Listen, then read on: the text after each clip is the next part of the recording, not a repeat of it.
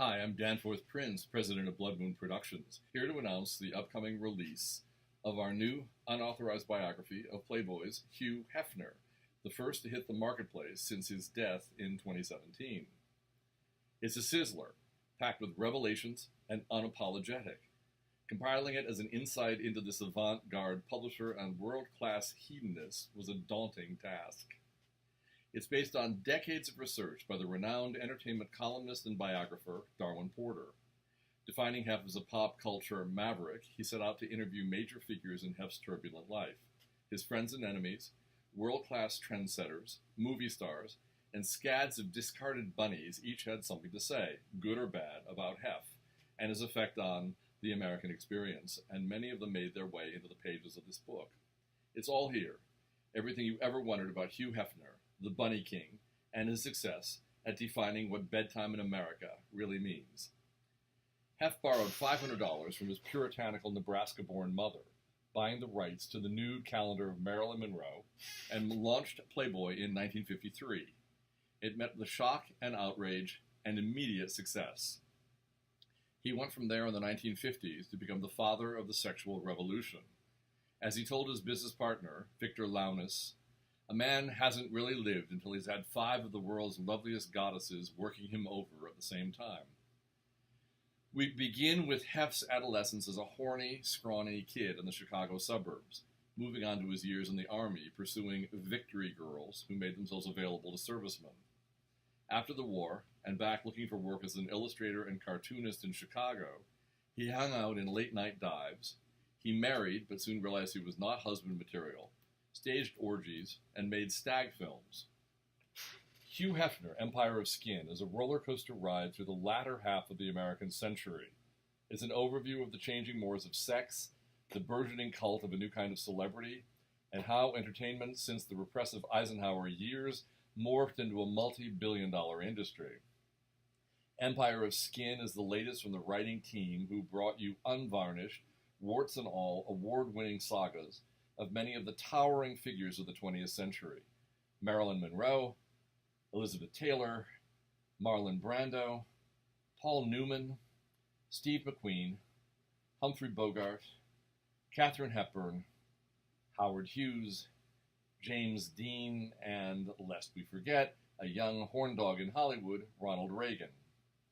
We've also produced exposés of Jack and Jacqueline Kennedy, the Clintons, FBI Director J. Edgar Hoover, and, just before his election, unlikely President Donald Trump. As Hef himself once said, Donald, like me, had an appreciation of bunny tail.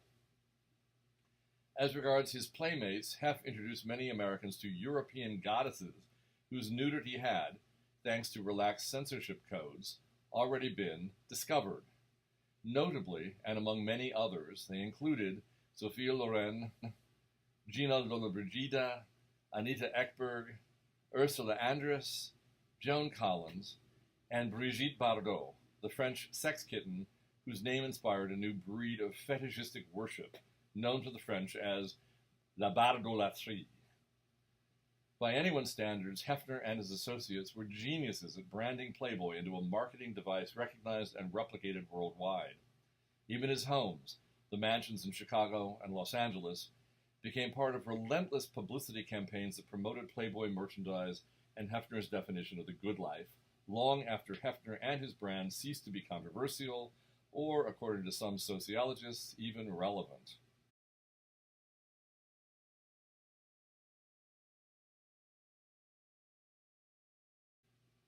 Many American stars of one stripe or another posed for Playboy. Arlene Dahl, Pamela Anderson, Farrah Fawcett, Anna Nicole Smith, Drew Barrymore, LaToya Jackson, Jane Mansfield, and Patty Davis, whose father, former U.S. President Ronald Reagan, happened to be one of Hefner's most destructive enemies.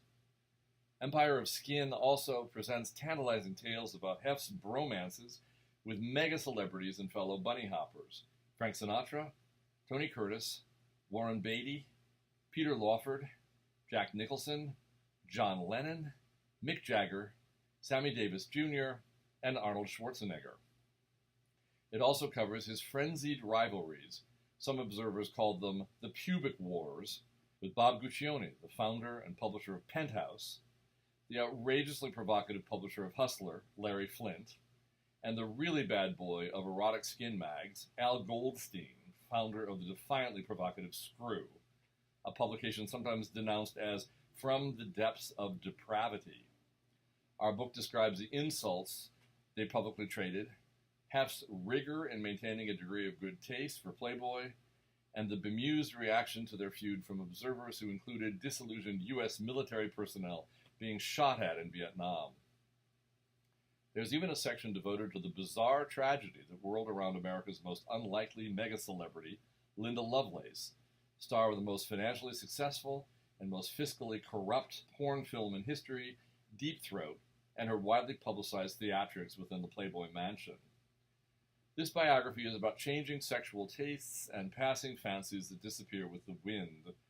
It's about what it means to be a celebrity, something that can include being a sultan in a harem, to battles with draconian figures who want to castrate you.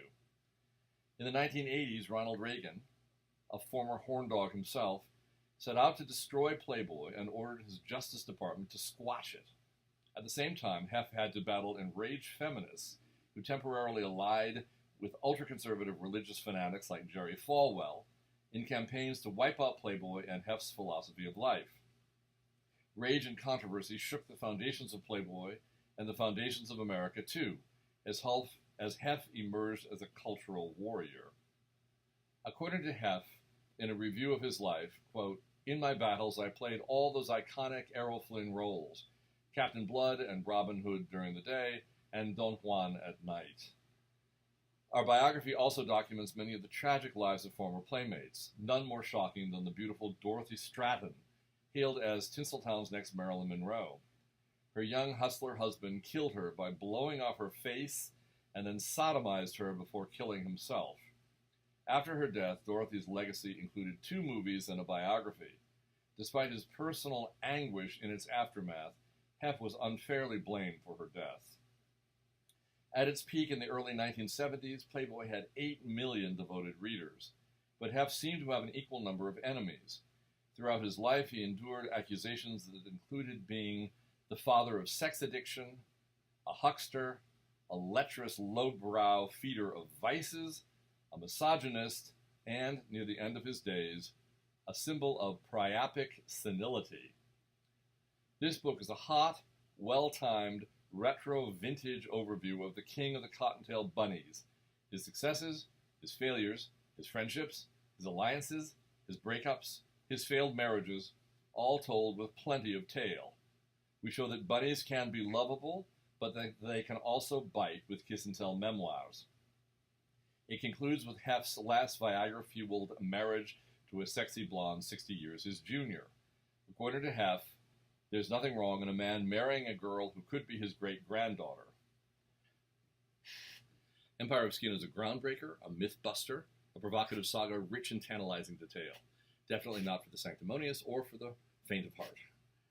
Clad in silk pajamas with no underwear, Hef became the pipe-smoking king of the bunnies, with a playmate on each arm, an enduring avatar of sexual pleasure, a pop hero, and the most famous and controversial publisher in America.